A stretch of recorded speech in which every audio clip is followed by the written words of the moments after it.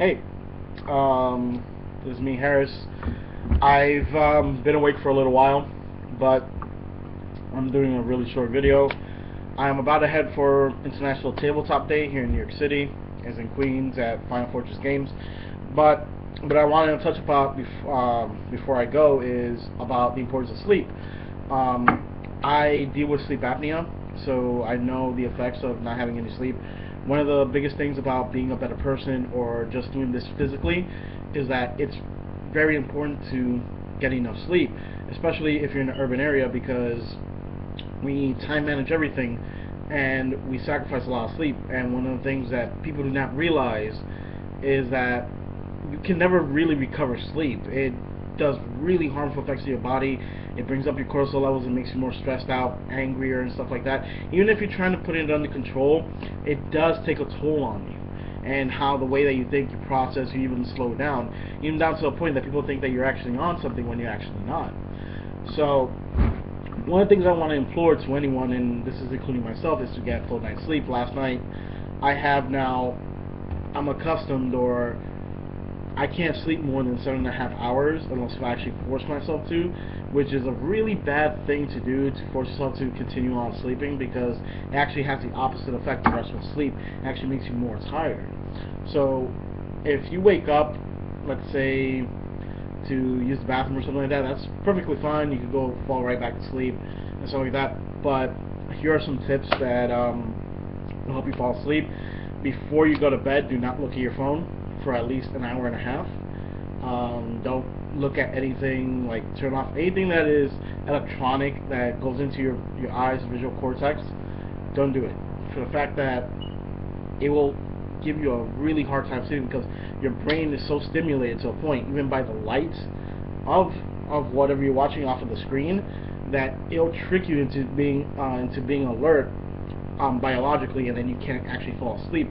Also, try to eat, I don't know, like no closer than 3 to 4 hours before you go to bed, because yes, even digestion actually comes into factor in trying to go to sleep, because it's metabolizing in your stomach most of the time. If it's still going through your stomach, you're not going to go to sleep. You'll toss and turn, not have anything to do. One thing that's pretty important is to be in a room as dark as possible. I know some people are afraid of the dark. And to me, I don't care if you're older and you have that fear. We all have phobias. But as dark as possible, because it allows every sense in your body to shut down. And finally, is your bed. Your bed and how comfortable you are laying down and stuff like that.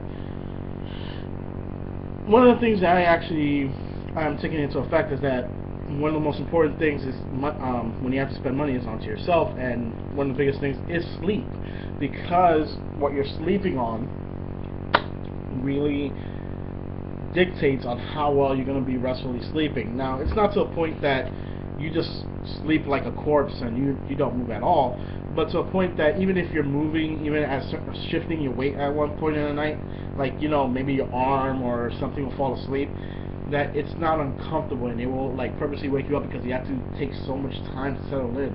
So one thing I do implore is that to use multiple pillows. Pillows are great. Even if you're used to sleeping with somebody, they're not there, use a body pillow. Have that in case, like, you know, your routine is important when you sleep. So you have like 2 pillows to elevate your feet, 2 or 3 pillows behind your head. And it's not only behind your head. That's a misconception. It's right here near the base of your neck, and then right here in the top part of your little back.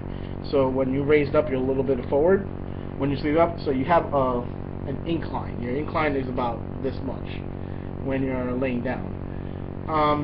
There are beds that you've seen that mechanically do this, and even at hospitals. The reason for this is it promotes the airway coming out of your nose, so you don't snore as much and you're able to breathe. Me, with sleep apnea, I have genetically a bad septum right here, so any air barely comes out of that part of my nostril, and weight actually comes into play because it compresses down on your chest, and yeah, it makes it really hard to breathe, which causes a lot of snoring, a lot of hiccups from trying to sleep, and it's really bad because it's pretty frightening when myself, I took a sleep study, and they were like, guess what? In a span of an hour, you stopped breathing 81 times, and your heart stopped like a good 6 or 7 times while doing that. And it's pretty dangerous because you could suddenly pass away in your sleep from from a big snore, and there's nothing anyone can do about it. So I have that kind of managed with having a CPAP machine. If you have trouble with insomnia and sleeping, I do implore you, find any which way possible to get a sleep study. See if your insurance covers it. If you do have sleep apnea, like I have, or know the severity, please get it under control. It will change your life.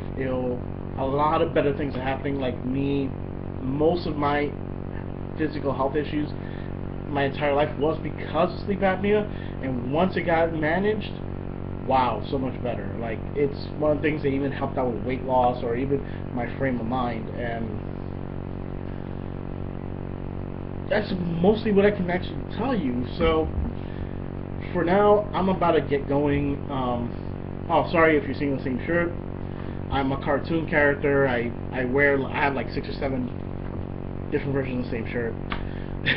I barely change. I change every once in a while and get all fancy. But until the next time, keep on smiling and be a better person than you were yesterday.